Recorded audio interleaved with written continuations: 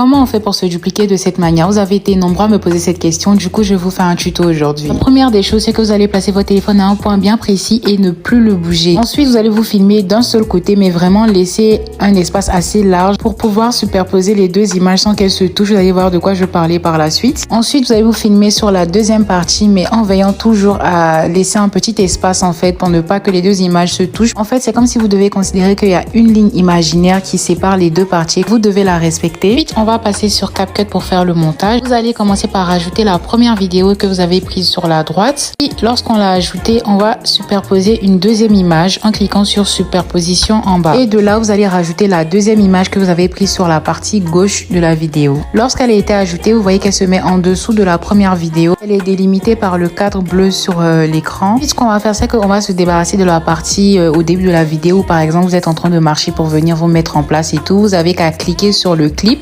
puis diviser et vous supprimez la première partie. Ensuite, on va sélectionner la deuxième partie et la glisser vers le début pour la mettre au même niveau que la première vidéo. On va sélectionner le deuxième clip et l'agrandir directement sur l'écran pour qu'il soit au même format que la première vidéo. Ensuite, on va resélectionner le deuxième clip et vous allez faire glisser la barre d'outils en bas et vous allez trouver masque. Vous cliquez dessus et il y a d'autres outils qui vont se déplier. Vous allez cliquer sur horizontal. Vraiment, suivez bien là. On va tourner vers la gauche, faire un 360 jusqu'à ce qu'on puisse voir les deux images en fait. Vous voyez comme là par exemple. Et une fois que c'est fait, on va glisser la ligne qui est au milieu vers la gauche. Ne pas que ça me coupe de la vidéo sur la première image par exemple. Ensuite, on va sélectionner la flèche qui est au milieu. Tirer un tout petit peu vers la droite. Le but c'est de fondre les deux vidéos pour ne pas qu'on voit de délimitation comme par exemple ici lorsque j'enlève, vous voyez que c'est coupé. Mais par contre, lorsqu'on étire les deux flèches, vous voyez qu'il n'y a plus vraiment de délimitation. Du coup là, c'est terminé. Vous avez qu'à l'enregistrer en haut à droite et c'est tout bon.